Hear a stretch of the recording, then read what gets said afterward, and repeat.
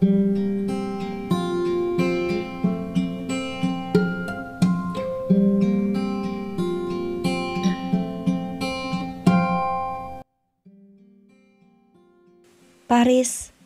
Perancis. Selamat pagi, Monsieur. Anda dari kamar berapa? Bisa saya lihat kartunya? Sapa Anne-Marie. Seulas senyum mengembang di bibir yang sudah dipulas, lipstik merah menyala. Konrad tersenyum lebar. Tiba-tiba muncul sedikit ide untuk berbuat jahil. Aku lupa kamar berapa dan lupa membawa kartunya. Jawab Konrad santai. Siapa nama Anda? Saya akan memeriksanya sebentar di list.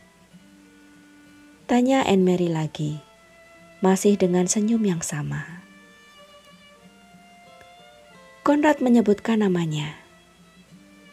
Ia tersenyum lebar ke balik bahu Anne-Marie saat gadis itu membungkuk di atas meja, sibuk menekuri daftar tamu dengan telunjuknya. Maaf, Monsieur, saya tidak menemukan nama Konrad di sini. Apakah Anda tinggal sekamar bersama dengan tamu lain? Tanya Anne-Marie dengan sopan. Sorot matanya mulai tampak kebingungan. Konrad hanya tertawa lepas, alih-alih menjawab pertanyaan itu.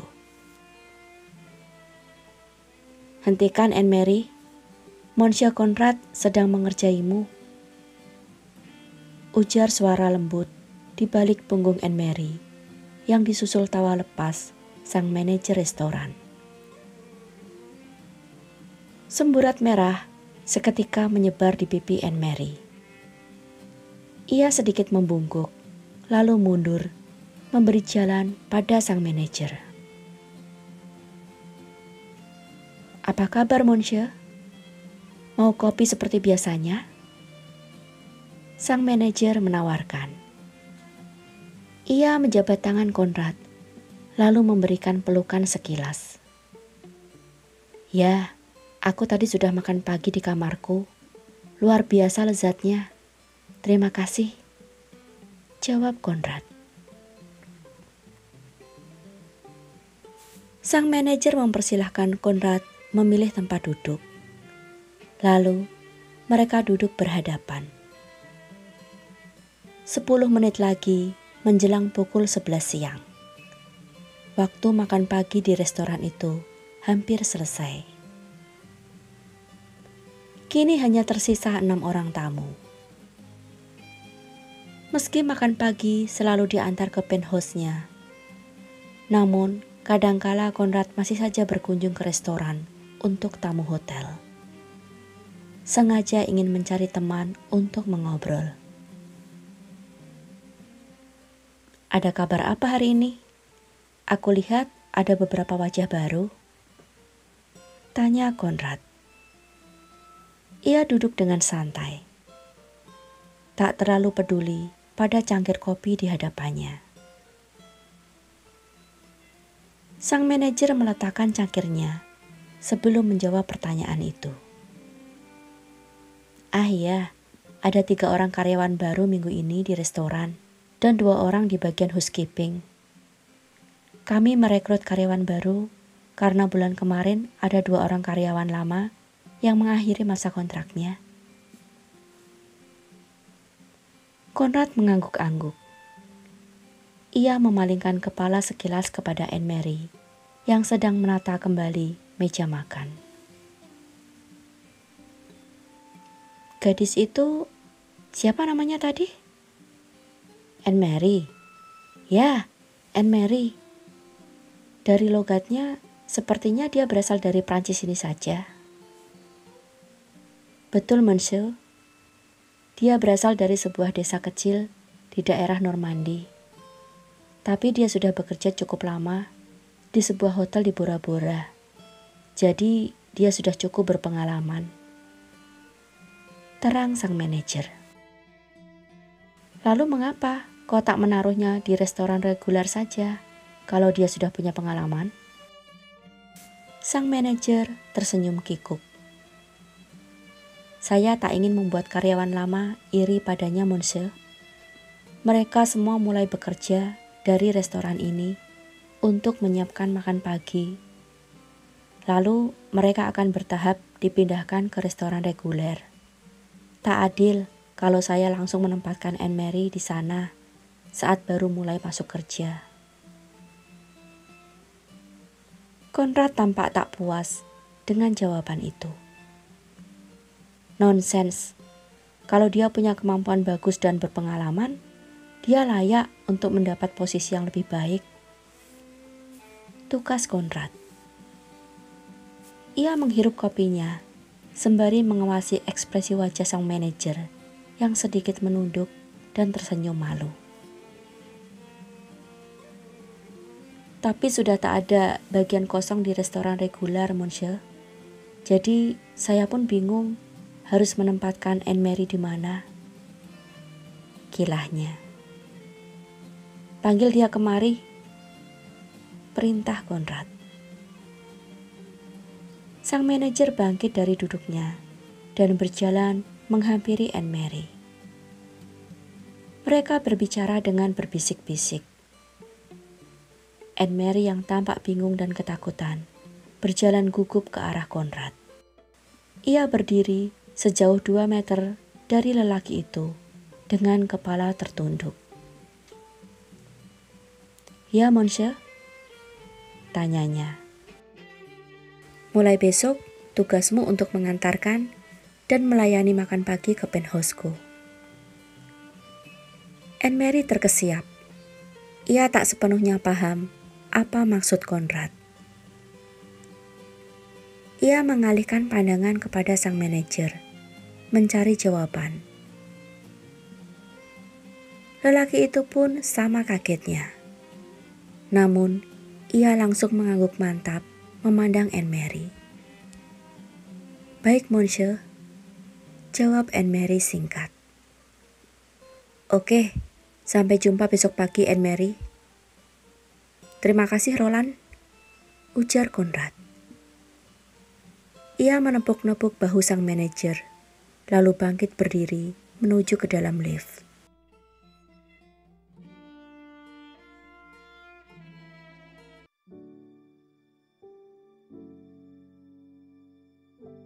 Sudah hampir 1 bulan, Anne-Marie mengantarkan makan pagi ke penthouse Konrad.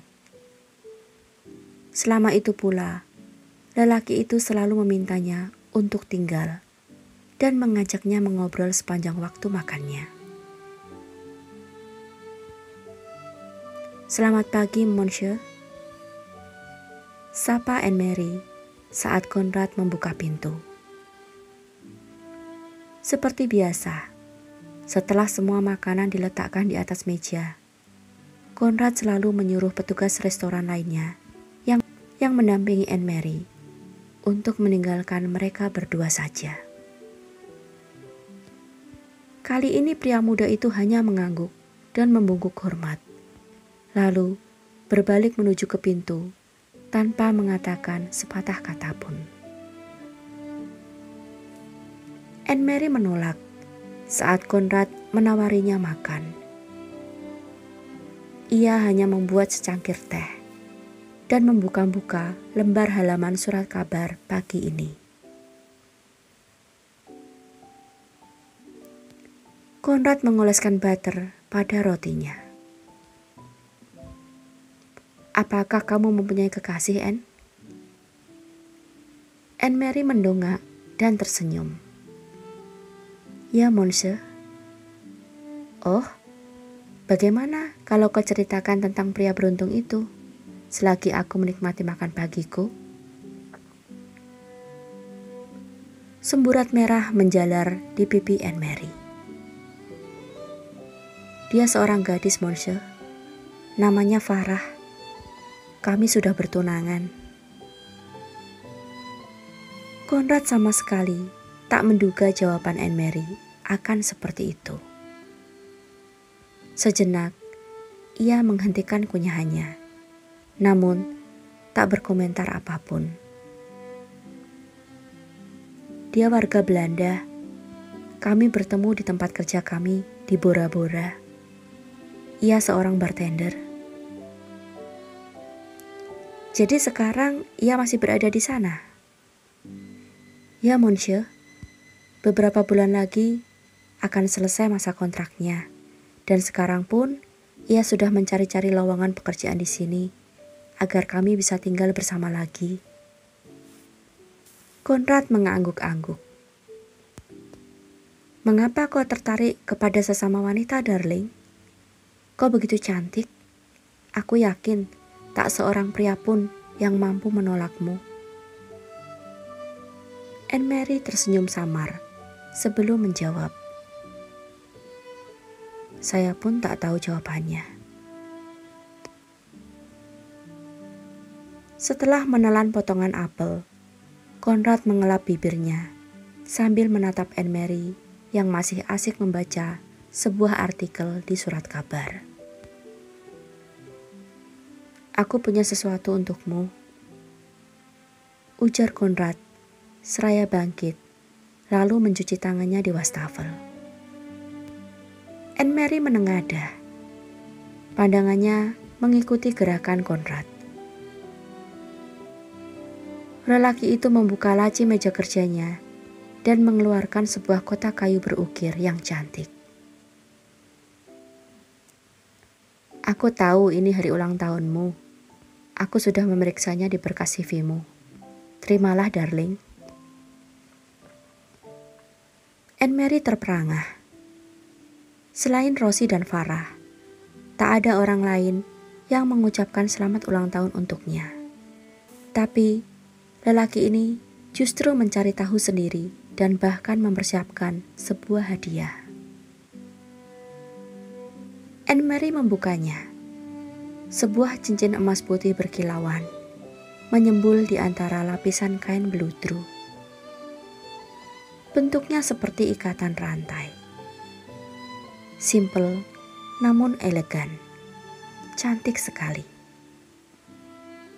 Maaf, saya tak bisa menerimanya, monsieur. Hadiah ini terlalu mahal buat saya. Ujar Anne-Marie dengan riku.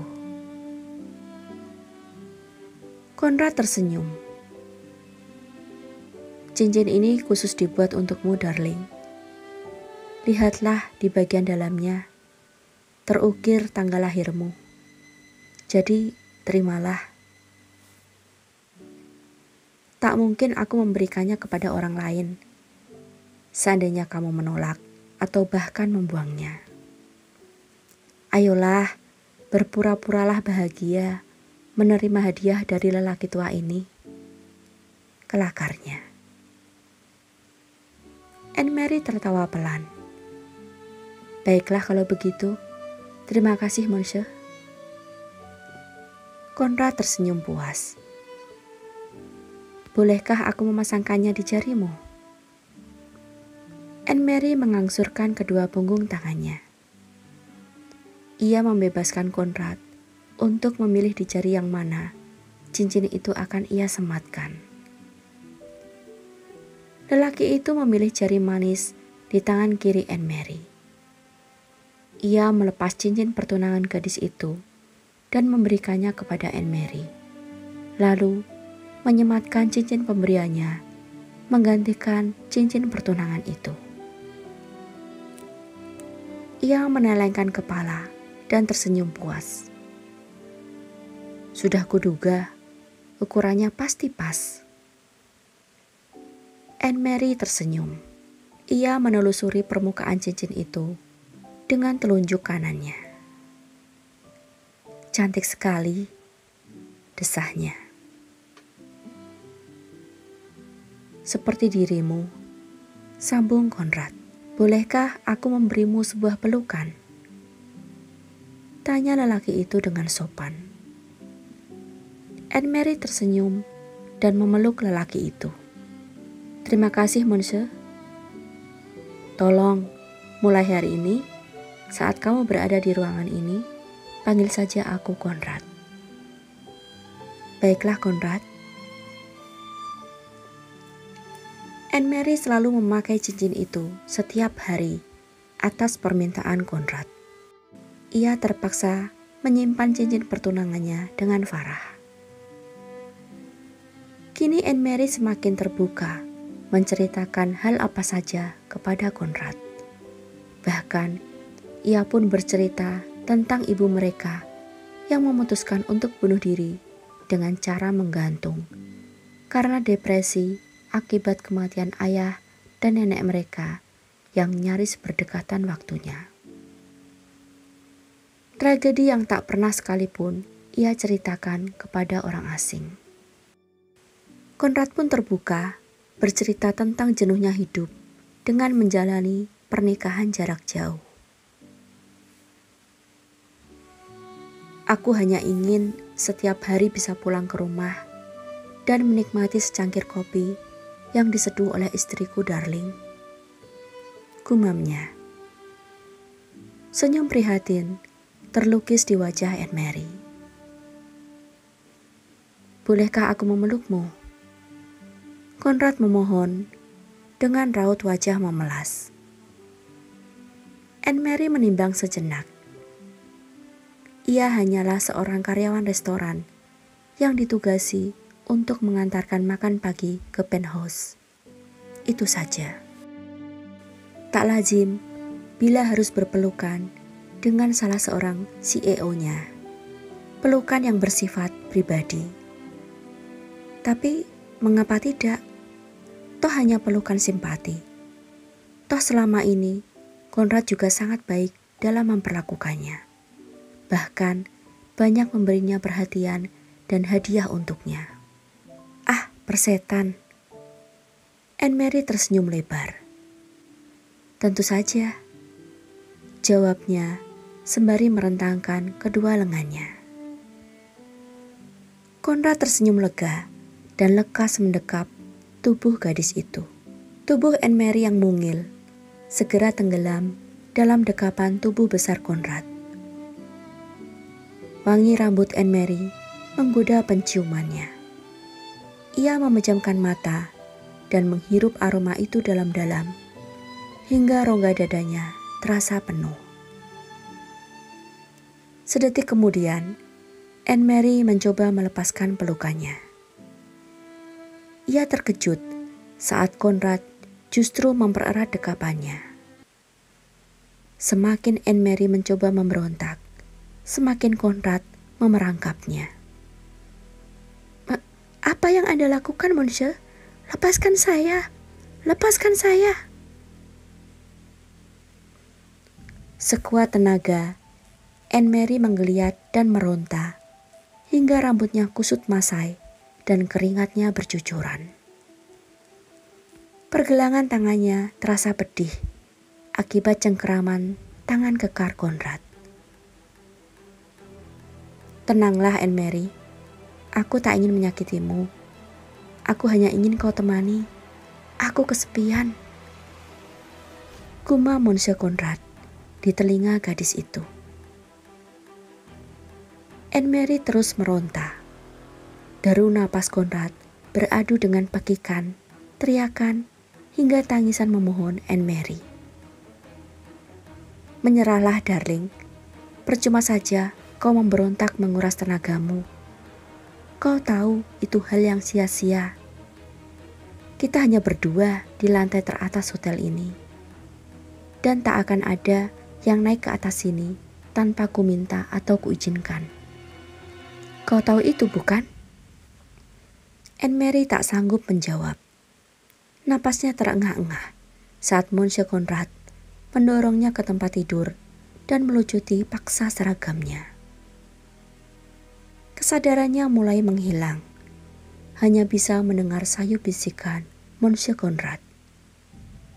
Tenanglah, menyerahlah, semua akan baik-baik saja. Dan Anne-Marie pun tak ingat apa-apa lagi.